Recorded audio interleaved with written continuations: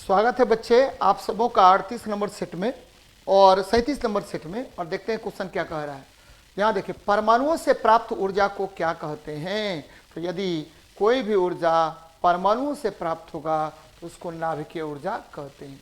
और बच्चे, नाभिकीय ऊर्जा मुख्य रूप से आपको क्या होता है तो याद रखिएगा, बार बार मैं बताता रहता हूँ कि ये दो प्रक्रिया द्वारा प्राप्त होगा। एक तो नाभिकीय विखंडन द्वारा, नाभिकीय ऊर्जा नाभिकीय विखंडन द्वारा प्राप्त होता है, और नाभिकीय विखंडन द्वारा प्राप्त होगा। इसमें क्या होता है कि धीमी गति का न्यूट्रॉन, ध्यान दीजिए बच्चे, धीमी गति का न्यूट्रॉन, धीमी गति का न्यूट्रॉन आघात करता है किस पर, भारी नाभिक पर। न्यूट्रॉन भारी नाभिक पर आघात करता है, भारी नाभिक को तोड़ता है, भारी नाभिकों को तोड़ता है। एकदम याद रखिएगा इसको, भारी नाभिकों को तोड़ता है। वहां से क्या होगा तो दो नाभिक उत्पन्न होता है और 3 न्यूट्रॉन उत्पन्न होता है और ह्यूज अमाउंट ऑफ एनर्जी उत्पन्न होगा।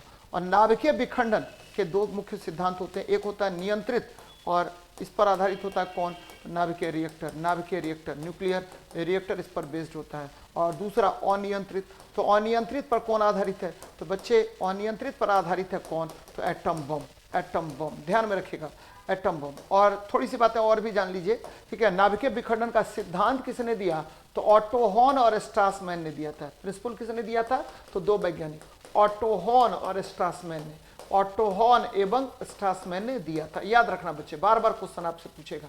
और न्यूक्लियर रिएक्टर सबसे पहले, ठीक है, नियंत्रित नाभिकीय विखंडन पर यह आधारित है और इसका सिद्धांत दिया था फर्मी ने, एनरिको फर्मी ने। और एटम बम बनाया किसने तो ओपेनहीमर ने। याद रखिए बेटा, ओपेनहीमर ने परमाणु बम का निर्माण सर्वप्रथम किया था। तो यहाँ से जो जो बातें मैं बता रहा हूँ आपको याद रखना है, बार बार क्वेश्चन पूछेगा ही पूछेगा। यहाँ से क्या क्वेश्चन मैंने बताया, सबसे पहली बात मैंने बताई कि नाभिकीय विखंडन में क्या होता है कि धीमी गति का न्यूट्रॉन भारी नाभिक को तोड़ता है। और इसमें क्या होगा तो दो छोटा छोटा नाभिक प्राप्त होगा, 3 न्यूट्रॉन प्राप्त होगा और उच्च परिमाण में ऊर्जा प्राप्त होगा। बेटा एकदम याद रखिएगा, ठीक है। अब देखिए, ये कितने प्रकार के, दो प्रकार के। एक नियंत्रित नाभिकीय विखंडन अभिक्रिया, ये फर्मी ने दिया था, और दूसरा अनियंत्रित तो एटम बम इसी सिद्धांत पर आधारित है। तो नाभिकीय विखंडन का सिद्धांत ऑटो हॉर्न और स्ट्रासमैन ने दिया था। और ठीक है, आपको नाभिकीय रिएक्टर फर्मी ने बनाया और एटम बम ओपेनहीमर ने बनाया था। चलिए ये ध्यान में रखिए। दूसरा जो होता है नाभिकीय संलयन होता है। नाभिकीय संलयन, तो बच्चे नाभिकीय संलयन होगा तो नाभिकीय संलयन में क्या होता है कि दो छोटे नाभिक मिलकर के एक बड़ा नाभिक बनाता है। यानी यहाँ देखिए, दो छोटा नाभिक जो है आपस में संलयित होकर एक बड़ा नाभिक बनाता है। और इस प्रक्रिया में ह्यूज अमाउंट ऑफ एनर्जी बाहर रिलीज होता है, बाहर निकलता है। और चूंकि इस अभिक्रिया के लिए, ठीक है, बहुत अधिक उष्मा या ऊर्जा की आवश्यकता होती है, तब जाकर बहुत ज्यादा ऊर्जा निकलता है। इसीलिए इस अभिक्रिया को, ठीक है, क्या बोलते हैं, ताप नाभिकीय अभिक्रिया भी कहा जाता है, ताप नाभिकीय अभिक्रिया भी कहा जाता है। और बच्चे देखा, ध्यान में रखिएगा, सूर्य में ऊर्जा इसी सिद्धांत पर आधारित है।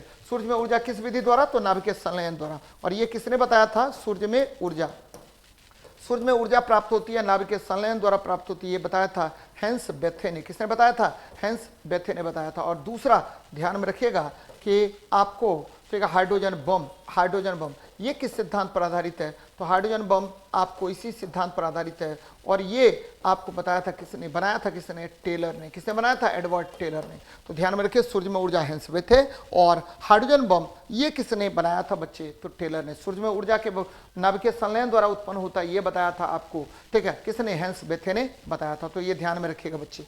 सौर ऊर्जा तो मैंने अभी बताया नाभिकीय संलयन, परमाणुओं से प्राप्त ऊर्जा, क्योंकि परमाणु से प्राप्त ऊर्जा की बात कर रहा है तो ये नाभिकीय ऊर्जा हो गया बच्चे। क्या होगा, नाभिकीय ऊर्जा।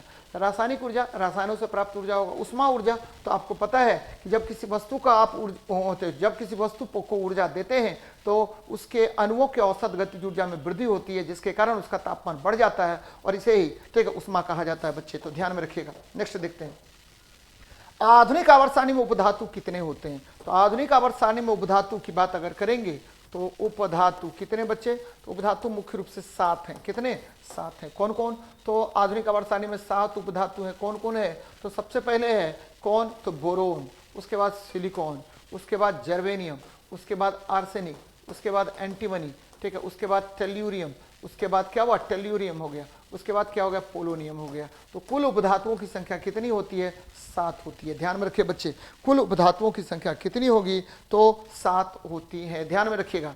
और बेटा देखिए, ये 13वें वर्ग में, 13वें वर्ग, और ये दोनों जो है सिलिकॉन और जर्मेनियम ये 14वें वर्ग का तत्व है, और ये जो आर्सेनिक और एंटीमनी है ये 15वें वर्ग का तत्व है, 15वें वर्ग का तत्व है, और टेल्यूरियम और पोलोनियम जो है ये किस वर्ग का, तो 16वें वर्ग का तत्व है। तो ध्यान में रखना पड़ेगा आपको, 16वें वर्ग का तत्व होता है, 15वें वर्ग का तत्व होता है, 14वें वर्ग का तत्व होता है, 13वें वर्ग का तत्व होता है। तो ये ध्यान में रखिएगा।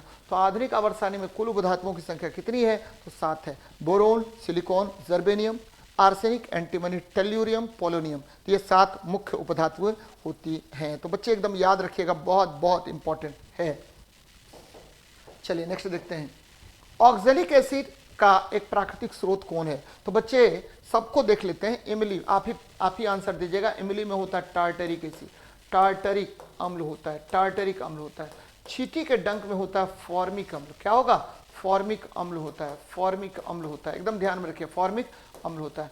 टमाटर में ऑक्जेलिक एसिड होता है, टमाटर में ऑक्जेलिक एसिड होता है, ऑक्जेलिक एसिड होता है। बच्चे टमाटर के ज़्यादा खाने से यही कारण है कि आपको, ठीक है, पत्थर बन जाएगा, पथरी बन जाता है बच्चे, पथरी बन जाता है। और पथरी क्या होता है, तो कैल्शियम ऑक्जेलेट होता है, कैल्शियम ऑक्जेलेट होता है। पथरी क्या होगा, तो आपके शरीर में जो पथरी बन जाता है वो कैल्शियम ऑक्जेलेट होता है, ऑक्जेलेट होता है। और खट्टा दूध, खट्टा दूध में क्या होगा, लैक्टिक एसिड होता है, खट्टा दूध में क्या होगा, तो लैक्टिक एसिड होगा, एकदम याद रखिएगा। खट्टा दूध में क्या होता है, तो लैक्टिक एसिड होता है। तो आंसर क्या होगा कि टमाटर में क्या होगा, तो ऑक्जेलिक एसिड होगा। मूत्र में बच्चे, मूत्र में, ठीक है, मूत्र में और, ठीक है, घास में क्या होता है, तो मूत्र में, घास में, ध्यान में रखिएगा, मूत्र में और घास में क्या होगा, तो बार बार आपसे क्वेश्चन पूछेगा कि सेब में क्या होता है, सेब में मैलिक एसिड होता है। सोडा वाटर में क्या होता है, तो कार्बनिक अम्ल होता है, सोडा वाटर में क्या होगा, कार्बनिक अम्ल होगा। और ठीक है, ऑक्जेलिक एसिड होता है, कौन सा एसिड, ठीक है, आपको खट्टे मक्खन में क्या होगा, खट्टे मक्खन में ब्यूटारिक एसिड होता है, खट्टे मक्खन में क्या होगा, तो ब्यूटारिक एसिड होता है। तो ये बातें याद रखिएगा, आपको बार बार आपसे क्वेश्चन पूछेगा इस तरह का, ठीक है। तो बच्चे याद रखिए।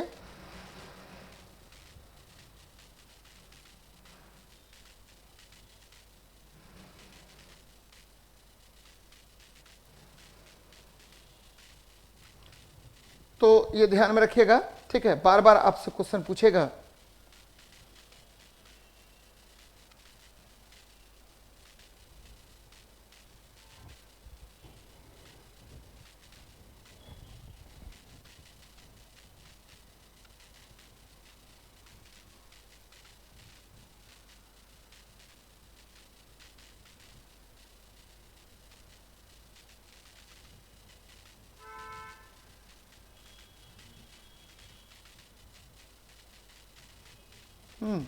तो घास और मूत्र में बेटा क्या होगा, बेंजोइक एसिड होगा, क्या होगा, बेंजोइक एसिड होता है, ध्यान में रखिएगा इसको, बेंजोइक एसिड होता है। चलिए, खट्टा दूध में क्या हो गया, तो आपको खट्टा दूध में मैंने बताया लैक्टिक एसिड, टमाटर में ऑक्जेलिक एसिड, चींटी के डंक में फॉर्मिक एसिड, इमली में टार्टरिक एसिड, मूत्र और घास में बेंजोइक एसिड होता है। और अगर आपके शरीर में पथरी बन जाता है क्या होगा, तो बच्चे कैल्शियम ऑक्जेलेट होता है वो। नेक्स्ट देखते हैं, करा मांसपेशी और अस्थि को कौन जोड़ता है। आपको मैंने बार बार बताया है बच्चे, जब भी बोलेगा अस्थि अस्थि अस्थि अस्थि, याद कीजिए, अस्थि अस्थि क्या बोला था मैंने बेटा, याद रखिए, बी बोन बोन लिगामेंट, ठीक है, बोन बोन लिगामेंट, लिगामेंट को क्या बोलते हैं, स्नायु बोलते हैं, स्नायु बोलते हैं। तो यहाँ देखिए बोन बोन लेगामेंट, देखिए कहाँ पर है लिगामेंट, ये हो गया, ठीक है।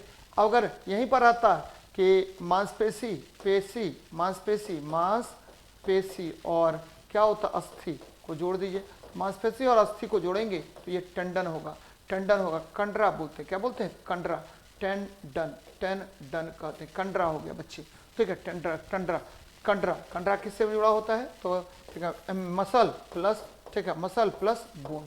तो आंसर ये देखिए, लिगामेंट मैंने कहा था, ठीक है, अस्थि अस्थि को जोड़ते हैं, स्नायु, लिगामेंट्स, और ठीक है, मांसपेशी और अस्थि बोल रहा है, तो ये इसका आंसर क्या होगा, टेंडन्स हो जाएगा। कार्टिलेजेस क्या होगा बेटा, कार्टिलेजेस मुलायम अस्थि होता है, ध्यान में रखिएगा, मुलायम अस्थि होता है, ठीक है, कान वगैरह में आपको पाया जाएगा, मुलायम अस्थि होता है, कौन, तो आपको कार्टिलेजेस होता है, कार्टिलेजेस मुलायम अस्थि होते हैं। तो ये ध्यान में रखिएगा आप लोग। नेक्स्ट देखते हैं, यहाँ देखिए, उत्प्लावन बल का परिमाण तरल के, बच्चे बड़ा अच्छा क्वेश्चन है, मैं आपको, ठीक है, थोड़ा सा अलग हट करके क्वेश्चन है, यहाँ देखिए, आपको पता है उत्प्लावन बल, मैंने बताया है, क्या बताया है, उत्प्लावन बल, ये क्या होता है, बायंसी फोर्स बोलते हैं, इंग्लिश में क्या बोलते हैं, बायंसी फोर्स, बायंसी फोर्स बोलते हैं।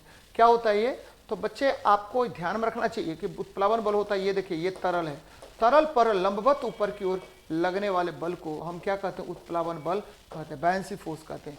Force acting upward on to the fluid of the fluid by the fluid on to the body, यानी वस्तु पर लंबवत ऊपर की ओर लगने वाले बल को हम क्या कहते हैं, तो उत्प्लावन बल कहते हैं, उत्प्लावन बल कहते हैं। एकदम ध्यान में रखिएगा, कौन सा बल कहेंगे, उत्प्लावन बल कहते हैं। अब देख बेटा, आर्किमिडीज के सिद्धांत से उत्प्लावन बल, आर्किमिडीज के सिद्धांत से, किसके सिद्धांत से, आर्किमिडीज का सिद्धांत क्या कहता है, आर्किमिडीज के सिद्धांत से क्या होगा कि ठीक है, आपको उत्प्लावन बल जो होता है सिद्धांत से, उत्प्लावन बल वस्तु के भार में आभासी कमी के बराबर होता है या विस्थापित द्रव के भार के बराबर होता है, यानी उत्प्लावन बल बायंसी फोर्स बराबर होगा किसके, तो विस्थापित तरल का भार, विस्थापित तरल का भार, विस्थापित तरल का भार होगा, ठीक है, भार हो जाएगा। अब देखिए बेटा क्या होगा, तो विस्थापित तरल का भार, तो विस्थापित तरल का भार क्या करेंगे हम लोग, तो ये mg कर लीजिए, mg कर लीजिए, m का मतलब क्या होता है, तो v इन, जितने वस्तु के डूबे हुए भाग का आयतन गुना, ठीक है, तरल का घनत्व लिक्विड, और गुना क्या, g बेटा, जी, यानी गुरुत्वाकर्षण हो गया, गुरुत्वाकर्षण हो गया। तो कितने कारक पर निर्भर किया, वस्तु के डूबे भाग के आयतन पर, दूसरा निर्भर किया तरल के घनत्व पर और गुरुत्वाकर्षण पर। तो यहाँ देखिए, ठीक है, आयतन, ठीक है, वस्तु के तरल का पूछ रहा है, वस्तु का नहीं, यहाँ पर तरल का आयतन दिया हुआ, तरल का आयतन पर निर्भर नहीं करेगा, किसके आयतन पर निर्भर करेगा, तो वस्तु के डूबे भाग के आयतन पर। तो आयतन तो होगा नहीं, द्रव्यमान भी नहीं होगा, तापमान भी नहीं होगा, क्या होगा, घनत्व होगा। देखिए, ठीक है, तरल के घनत्व पर निर्भर करेगा, तरल के घनत्व पर निर्भर करेगा। तो ये ध्यान में रखिएगा कि आर्किमिडीज के सिद्धांत से किसी वस्तु को जब आप तरल में डुबोते हैं तो तरल द्वारा विस्थापित जो द्रव्यमान होगा या भार होगा, ठीक है, तरल द्वारा, वस्तु द्वारा विस्थापित तरल का जो भार होगा वह उत्प्लावन बल के क्या होता है, बराबर होता है। ठीक है, एकदम आसान है बच्चे।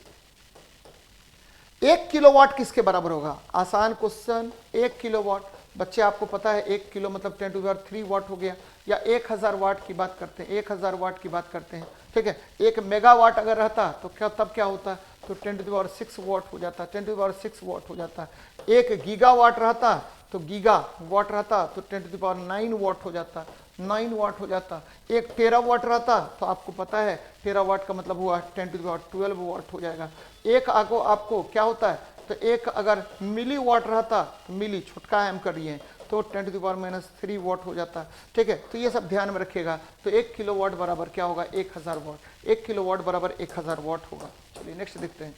यहाँ देख लीजिए कि क्या है आपका क्वेश्चन, तो निम्नलिखित में से कौन सा संवहनीय तंत्र के बारे में सच नहीं है, तो रक्त सफेद या लाल संवहनीय उत्तक है, रक्त सफेद या लाल संवहनीय उत्तक है। बच्चे रक्त जो होता है, रक्त आपको संयोजी उत्तक है, संयोजी उत्तक है, संयोजित उत्तक होता है रक्त। और रक्त जो होता है वो क्या होगा, तो वो मुख्य रूप से, ठीक है, आपको 3 भाग होते हैं रक्त के। ठीक है, रक्त में क्या होगा, तो सबसे पहले, ठीक है, रक्त के मुख्य रूप से 2 भाग होते हैं। पहला क्या हो गया, तो रक्त कनिकाएं, रक्त कनिकाएं, कनिकाएं। और रक्त कनिकाएं में क्या होगा, क्या क्या आएगा, तो बच्चे रक्त कनिकाएं में 3 भाग आएगा। कौन कौन, तो सबसे पहले आएगा आपको आरबीसी, आरबीसी, फिर क्या आएगा डब्ल्यूबीसी, फिर क्या आएगा प्लेटलेट्स आएगा, प्लेटलेट्स आएगा। एकदम ध्यान में रखिएगा। और दूसरा क्या भाग होगा, वो प्लाज्मा होगा। क्या होगा, प्लाज्मा होगा। तो रक्त के कितने भाग, 2 भाग, पहला रक्त कनिकाएं, दूसरा क्या होगा, प्लाज्मा। और ठीक है, ये आपको याद रखना पड़ेगा कि ठीक है, रक्त कनिकाएं कितना प्रतिशत भाग होगा, तो आपको 45% भाग होगा। और प्लाज्मा कितना भाग होगा, तो 55% भाग होगा। तो रक्त का मुख्य रूप से 55% भाग क्या होता है, प्लाज्मा होता है। और रक्त कनिकाएं 45% भाग होता है। आप क्वेश्चन में आते हैं, ठीक है, कि रक्त सफेद या लाल संवहनीय संयोजी उत्तक है। सही है, क्योंकि आपको 2 प्रकार का रक्त, आरबीसी ये लाल रक्त कनिकाएं हो गया, डब्ल्यूबीसी ये उजला रक्त कनिकाएं हो गया। संवहनीय तंत्र शरीर के वजन का 7 से 8% होता है, ये भी सही है। एक व्यक्ति में लगभग 6 से 8, गलत बात है बच्चे, एक व्यक्ति में क्या होगा, तो 5 से 6, ठीक है, लीटर रक्त होता है। 5 से 6 लीटर रक्त होता है। और आरबीसी का जीवन काल, ठीक है, क्या होगा, 115 से 120 दिन। 6 से 8 लीटर नहीं होता बेटा, 6 से 8 लीटर नहीं होगा। तो मुझे लग रहा है कि यही गलत होनी चाहिए, 5 से 6 लीटर रक्त होता है। तो एकदम याद रखिएगा, एकदम ध्यान में रखना है। ये देखिए, ये प्लाज्मा जो है रक्त को जलीय माध्यम प्रदान करता है, और आरबीसी ऑक्सीजन का परिवहन करेगा, डब्ल्यूबीसी रक्त क्या करेगा, ये तो आपके इम्यून सिस्टम को डेवलप करेगा, प्लेटलेट्स ये क्या करता है, तो रक्त का थक्का जमा करता है, थक्का बनाता है। यहां देख लीजिए नेक्स्ट क्या कह रहा है, निम्नलिखित कथनों में कौन सा गलत है। अच्छा क्वेश्चन है बेटा, ठीक है, आपको ये क्वेश्चन देख लीजिए थोड़ा सा, क्या कह रहा है, पीबीओ प्लस सी बराबर 2 PB प्लस CO2। बेटा ध्यान में रखिएगा, देखिए हमने कहा है कि ऑक्सीजन की संख्या अगर बढ़ेगी तो ये ऑक्सीडेशन होगा, क्या होगा, ऑक्सीडेशन होगा। और रिडक्शन देख लीजिए, ठीक है, ऑक्सीजन की संख्या घटती है तो रिडक्शन कहलाता है, हाइड्रोजन की संख्या घटती है तो ऑक्सीडेशन, हाइड्रोजन की संख्या बढ़ेगी तो रिडक्शन हो जाएगा। और इलेक्ट्रॉन त्याग होगा तो ऑक्सीडेशन, इलेक्ट्रॉन ग्रहण होगा तो रिडक्शन हो जाएगा। अब जरा इसमें देखिए, 2 PBO ने ऑक्सीजन त्यागा है तो इसका रिडक्शन हो रहा है, क्या हो रहा है, रिडक्शन हो रहा है, ये ध्यान में रखिएगा। और कार्बन में ऑक्सीजन था नहीं था, तो कार्बन में ऑक्सीजन आ गया तो इसका ऑक्सीडेशन होता है। तो कार्बन डाइऑक्साइड उपचयन हो रहा है, कार्बन डाइऑक्साइड का उपचयन नहीं, कार्बन का उपचयन हो रहा है, कार्बन का उपचयन होता है, तो ये आपका सही है, बी नंबर। लेड अपचयन होता है, लेड का अपचयन होता है, ध्यान दीजिए बच्चे, लेड का क्या हो रहा है, अपचयन होता है। तो आपको, ठीक है, कार्बन डाइऑक्साइड का उपचयन हो रहा है, ठीक है, लेड का क्या हो रहा है, कार्बन का उपचयन हो रहा है, ये सही है, ठीक है। कार्बन डाइऑक्साइड का, ध्यान दीजिए बच्चे, कार्बन डाइऑक्साइड का क्या हो जाएगा, तो कार्बन डाइऑक्साइड का उपचयन हो रहा है, एकदम सही है, क्योंकि कार्बन में का ऑक्सीजन आकर मिल गया तो कार्बन डाइऑक्साइड बन गया। और लेड का अपचयन हो रहा है, लेड का अपचयन हो रहा है, ठीक है, तो ये ध्यान में रखिएगा। तो आंसर क्या होगा, तो कार्बन का उपचयन यानी कार्बन डाइऑक्साइड का उपचयन, कार्बन डाइऑक्साइड का उपचयन, कार्बन का उपचयन हो रहा है, कार्बन का उपचयन हो रहा है। तो बच्चे इसका आंसर हो जाएगा कौन, तो 1 और 2। कह रहा है कौन सा गलत है, गलत है पूछ रहा है, कार्बन डाइऑक्साइड का तो नहीं होगा उपचयन, कार्बन डाइऑक्साइड का अपचयन होगा, क्या होगा, अपचयन, क्योंकि ठीक है कार्बन डाइऑक्साइड का कुछ कह ही नहीं सकते हैं, इधर इधर इस साइड में है, गड़बड़ हो गया। लेड अपचयन हो रहा है, जबकि लेड से ऑक्सीजन निकल रहा है, तो लेड का क्या होगा, तो बच्चे उपचयन होगा, ठीक है, एक ऑक्सीजन बाहर जा रहा है बच्चे, तो लेट अपचयन, ये गलत बात हो गया। 1 और 2 आपका क्या है, गलत है, बाकी आपका क्या है, सही है। फिर से मैं रिपीट कर रहा हूं, जरा देखिए, 2 PBO एकदम याद रखिए बेटा, 2 PBO, ठीक है, प्लस क्या है, C है, तो क्या हुआ 2 PB, अब प्लस क्या हुआ, CO हो गया। तो इसमें ऑक्सीजन घट रहा है, तो इसका क्या हो रहा है, ठीक है, इसका एकदम याद रखिएगा, इसका क्या होगा, तो चूंकि ऑक्सीजन जुड़ रहा है, ठीक है, ऑक्सीजन क्या हो रहा है, तो जुड़ रहा है, तो ऑक्सीजन यहां से हट रहा है बच्चे, यहां देखिए ना इसका, तो लेड ऑक्साइड का क्या होगा, तो लेड ऑक्साइड का, ठीक है, अपचयन होता है, लेड का नहीं होता है, लेड ऑक्साइड का, ठीक है, क्या होगा, तो अपचयन होता है, एकदम ध्यान में रखिएगा, किसका होगा अपचयन, तो लेड ऑक्साइड का अपचयन, एकदम मैं लिख भी रहा हूं अपचयन। अब देखिए क्या होगा, कार्बन का क्या हो रहा है, कार्बन का उपचयन होगा, कार्बन का उपचयन होगा, एकदम याद रखिए, कार्बन का क्या होता है, उपचयन होता है। अब देखिए क्या हो जाएगा, ठीक है, कार्बन का उपचयन, यही 2 कंडीशन आपको यहां से मैंने निकाल के दिया। और कार्बन डाइऑक्साइड का उपचयन हो रहा है, ये कहां से पता चल गया इसको, गलत बात है, ये गलत हो गया, ठीक है। लेड का अपचयन हो रहा है बच्चे, लेड तो बाहर निकल रहा है बच्चे, इससे इसका कोई मतलब ही नहीं होता है, ठीक है, ये गलत हो गया आपका। कार्बन का उपचयन हो रहा है, कार्बन का उपचयन हो रहा है, तो कार्बन का सही में उपचयन हो रहा है, ये कथन सही होता, ठीक है। फिर देखिए लेड ऑक्साइड का, ठीक है, लेड ऑक्साइड का, ठीक है, क्या हो रहा है, अपचयन हो रहा है, तो ये भी कथन आपको क्या है, सही है। तो ये कहा कौन कौन गलत हो गया, एक कथन ये गलत हो गया, एक कथन ये, सही पूछता तो 3 और 4 होता, गलत पूछ रहा है इसीलिए 1 और 2 होगा, ध्यान में रखिएगा। देखिए मैंने एकदम लिख दिया है आपको, ठीक है, चलिए कभी फंसिएगा नहीं इस क्वेश्चन में।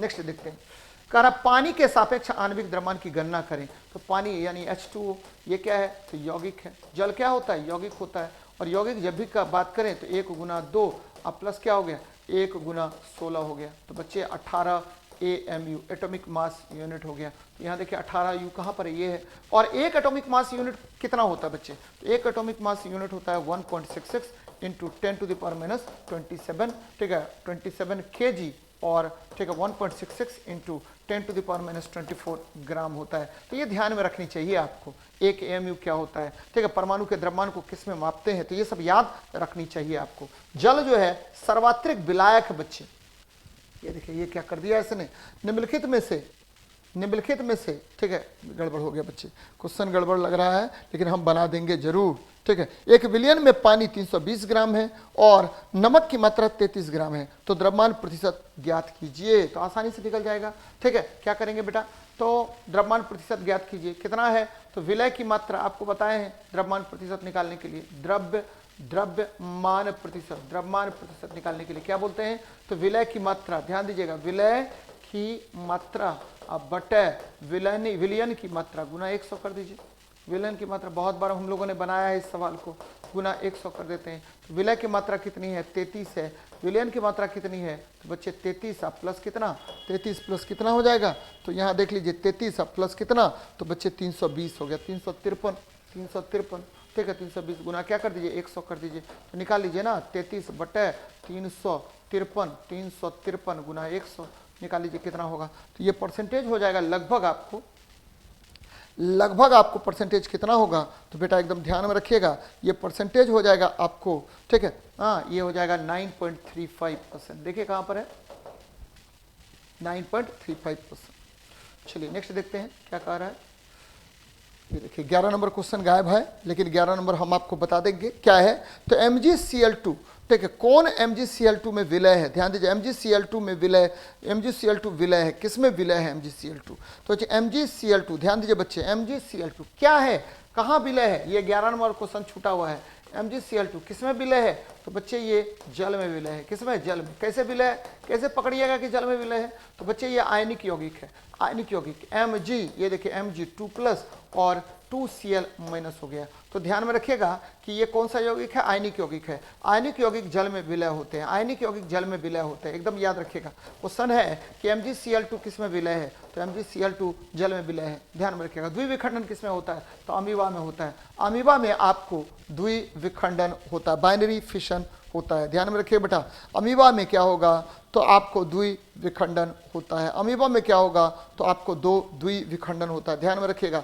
अमीबा में क्या होगा, तो द्विविखंडन होता है, एकदम ध्यान में रखना बेटा, अमीबा में द्विविखंडन होता है। संघ प्रोटोजोआ के जितने भी जीव होते हैं उसमें क्या होते हैं, तो द्विविखंडन पाए जाते हैं। अमीबा का अर्थ क्या होता है, तो अमीबा का अर्थ होता है बदलना, जबकि प्लेनेरिया आपको पता है पुनर्जनन होता है, ये बार बार टूट जाता है, ठीक है, और विखंडित हो जाता है। प्लाज्मोडियम, ठीक है, प्लाज्मोडियम में क्या होगा, बहुविखंडन होगा, बहुविखंडन होता है, तो ये ध्यान में रखिएगा। क्वेश्चन पूछ रहा है कि द्विविखंडन द्वारा कौन प्रजनन करता है, तो अमीबा करेगा। अमीबा किस संघ में आता है, तो प्रोटोजोआ संघ में आता है। अमीबा का अर्थ क्या होता है, तो बदलना होता है। पुरस्थ ग्रंथि से होने वाले स्राव डैश में शामिल होते हैं बच्चे, ठीक है। आपको पता होगा बेटा कि पुरस्थ ग्रंथि जो है मूत्र मार्ग में प्रवेश करता है। पुरस्थ ग्रंथि से जो भी स्राव होता है वो उसमें मूत्र मार्ग महत्वपूर्ण भूमिका निभाता है बच्चे, ये ध्यान दिए। मूत्र मार्ग ये पुरस्थ ग्रंथि से क्या होगा, तो आपको, ठीक है, जल या मूत्र कहिए, एक तरह से मूत्र मिल जाता है मूत्र मार्ग में, और मूत्र मार्ग के द्वारा वो क्या होगा, बाहर निकलता है बच्चे, बाहर निकलता है, ध्यान में रखिएगा। वृषण जो है ये किसका उत्पादन करता है, तो शुक्राणु का उत्पादन करेगा, और यहीं से टेस्टोस्टेरोन भी निकलता है, टेस्टोस्टेरोन भी निकलता है, ये याद रखिएगा। टेस्टोस्टेरोन क्या होता है, तो मेल सेक्स हार्मोन है, मेल सेक्स हार्मोन है। वृक्क जो है ये नेफ्रॉन का बना होता है, नेफ्रॉन, वृक्क की इकाई क्या होती है, नेफ्रॉन होती है, और ये क्या करता है बच्चे, तो नेफ्रॉन, वृक्क की इकाई नेफ्रॉन होती है, और यह मूत्र को छानने का काम करता है। मूत्र को छानने का काम कौन करेगा, तो आपको नेफ्रॉन करता है। मूत्र को छानता कौन है, तो नेफ्रॉन छानता है बच्चे, तो ये ध्यान में रखिएगा, बार बार आपसे क्वेश्चन होगा, वो पूछा जाएगा बच्चे, ठीक है। चलिए नेक्स्ट देखते हैं क्या कह रहा है क्वेश्चन। किसी वस्तु पर लगाया गया बल 200 न्यूटन है, उसका द्रव्यमान 100 kg है, त्वरण निकालिए। कितना आसान क्वेश्चन है भाई, ठीक है।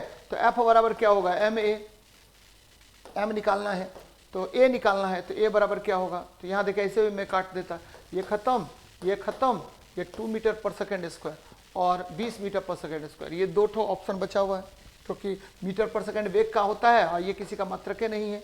त्वरण देखिए, त्वरण बराबर क्या होता है, बल बटा, ठीक है, द्रव्यमान। तो बल का मान कितना है, 200, और द्रव्यमान का मान कितना है, 100, ये काट दीजिए, यानी 2, ठीक है, 2 मीटर पर सेकेंड स्क्वायर। तो देखिए कहाँ पर है 2 मीटर, ये आ गया ए नंबर। बच्चे त्वरण होता क्या है, तो वेग में परिवर्तन की दर को त्वरण कहते हैं। वेग में परिवर्तन की दर क्या कहलाएगा, त्वरण कहलाएगा। परिवर्तन की दर क्या कहलाता है? त्वरण कहलाता है। वेग में परिवर्तन की दर क्या कहलाएगा? त्वरण कहलाएगा। और त्वरण ए बराबर क्या होता है? तो त्वरण ए बराबर होता है v minus you upon T होता है। त्वरण ए बराबर क्या होता है? तो v minus u by t होता है। तो ये ध्यान में रखिएगा कि वेग में परिवर्तन की दर को त्वरण कहते हैं। और त्वरण में ध्यान में दो बातें और रखनी है, ठीक है। आपको वेग समय ग्राफ की ढाल किसका मान देगा? त्वरण का मान देता है। वेग समय ग्राफ की ढाल किसका मान देता है? तो त्वरण का मान देता है। चलिए, एक सोलर सेल किससे बनता है? तो मैंने थोड़ी देर पहले भी बताया था, एक सोलर सेल बनता है सिलिकॉन से। बच्चे, सिलिकॉन जो है उपधातु की तरह व्यवहार करता है और ये क्या करेगा? तो ये एन टाइप सेमीकंडक्टर और पी टाइप सेमीकंडक्टर का उसमें प्रयोग करते हैं। एन टाइप और पी टाइप का प्रयोग किया जाता है और एन टाइप पी टाइप से ही आपको सोलर सेल का निर्माण होता है। सोलर सेल बनेगा, ध्यान में रखिए बच्चे, सोलर सेल बनता है किसके द्वारा? तो एन टाइप और पी टाइप के द्वारा सोलर सेल का निर्माण होता है। यहाँ देखिए टेफ्लॉन, टेफ्लॉन क्या होता है? तो कार्बन टेट्राफ्लोराइड का यह बना होता है, टेट्रा फ्लूओराइड का बनता है और CF2 का बहुलक होता है। इसका उपयोग हम लोग किसमें करते हैं? तो नॉनस्टिक कुकवेयर के निर्माण में करेंगे, ठीक है। और यहाँ देखिए गैलियम हथेली पर लेने पर पिघल जाता है। बच्चे बार बार पूछेगा कि कौन सा धातु जो है हथेली पर लेने पर पिघलता है? हथेली पर लेने पर पिघलता है, हथेली पर लेने पर क्या होगा? पिघलता है। तो कौन सा धातु जो है हथेली पर लेने पर पिघलता है? बार बार क्वेश्चन आएगा, तो आपको याद रखना है गैलियम जो है हथेली पर लेने पर पिघल जाता है। बहुत इंपॉर्टेंट है, बार बार पूछा जाता है। चलिए नेक्स्ट देखते हैं। कह रहा 25 डिग्री सेल्सियस पर विभिन्न माध्यमों में ध्वनि की चाल क्या होगी? बच्चे, मैं बार बार आपको बता रहा हूं कि जब भी ध्वनि की चाल ऑक्सीजन की बात करेगा 316 किलोमीटर नहीं होगा, मीटर पर सेकेंड होगा। और आसूत जल में 1498 मीटर पर सेकेंड होगा। और वायु की बात करेंगे तो वायु में ध्वनि की चाल कितनी होती है? तो वायु में अगर 25 डिग्री सेल्सियस पर बात करेंगे तो 346 मीटर पर सेकेंड होगा, 346 मीटर पर सेकेंड होगा। तो ये दोनों गलत हो गए, एक भी गलत हो गया, दो भी गलत हो गया। तो बच्चे, ना तो एक सही है और ना ही दो सत्य है बच्चे, तो ये ध्यान में रखना चाहिए, दोनों आपको गलत हो गया। आपको याद रखना है, दो तीन बातें मैं आपको बताना चाह रहा हूं कि ध्वनि की चाल पर जैसे ही क्वेश्चन आए बच्चे, ध्वनि की चाल पर जैसे ही क्वेश्चन आए तो दो तीन बातें आपको ध्यान में रखना है। कार्बन डाइऑक्साइड में ध्वनि की चाल 260 मीटर पर सेकेंड, ठीक है। एल्युमिनियम में ध्वनि की चाल, ठीक है, लगभग 6340 मीटर पर सेकेंड, 6340 मीटर पर सेकेंड। और आपको अगर आपको निकेल में आए तो निकेल में लगभग 5960 मीटर पर सेकेंड। तो इसके आधार पर ही आप बांट लीजिएगा। आपको क्या ध्यान में रखना है कि लगभग 6500 के आसपास जो होता है ध्वनि की चाल एल्युमिनियम में होती है, उसके बाद क्या होगा? सब में होगा। अगर बेरिलियम में पूछेगा तो 12060 मीटर पर सेकेंड होता है। अगर पूछेगा हीरा में तो 12000 मीटर पर सेकेंड होता है। तो ये सब बातें याद रखिएगा आप लोग। चलिए नेक्स्ट देखते हैं, विस्थापन के परिवर्तन की दर को हम क्या कहते हैं? तो बच्चे, एकदम मैं आपको बता रहा हूं, ध्यान दीजिएगा। विस्थापन क्या होता है? प्रारंभिक तथा अंतिम बिंदु के बीच की न्यूनतम दूरी। ये देखिए, ठीक है, आपको इनिशियल प्रारंभिक है, प्रारंभिक तथा अंतिम है, अंतिम बिंदु के बीच की न्यूनतम दूरी, अंतिम बिंदु के बीच की न्यूनतम दूरी, के बीच की न्यूनतम दूरी, एकदम ध्यान में रखिएगा। के बीच की न्यूनतम दूरी को हम क्या कहते हैं? विस्थापन कहते हैं। न्यूनतम दूरी को हम क्या कहेंगे? तो विस्थापन कहते हैं, एकदम ध्यान में रखिएगा। और ठीक है, एकदम ये भी ध्यान में रखिएगा कि ठीक है, विस्थापन बटा समय के अनुपात को हम क्या कहते हैं? विस्थापन बटा समय के अनुपात को हम क्या कहते हैं? तो वेग कहते हैं। वेग क्या होता है? विस्थापन में परिवर्तन की दर होती है। वेग dv बराबर क्या होता है? ds बाई dt होगा। और वेग में परिवर्तन की दर को हम क्या कहते हैं? त्वरण कहते हैं। तो विस्थापन में परिवर्तन की दर को हम क्या कहेंगे? वेग कहेंगे। ध्यान में रखिएगा बेटा, ठीक है। आपको v बराबर क्या होगा? तो ds बाई dt होगा। v बराबर क्या होगा? ds by dt। और वेग मुख्य रूप से तीन प्रकार के होते हैं। एक समान वेग, समान समय में समान विस्थापन में परिवर्तन, असमान वेग, समान समय में असमान विस्थापन में परिवर्तन, और ठीक है आपको औसत वेग, यानी कुल विस्थापन बटा कुल समय के अनुपात को हम क्या कहते हैं? तो बच्चे, ठीक है, औसत वेग कहते हैं। तो ये सब ध्यान में आपको रखनी चाहिए।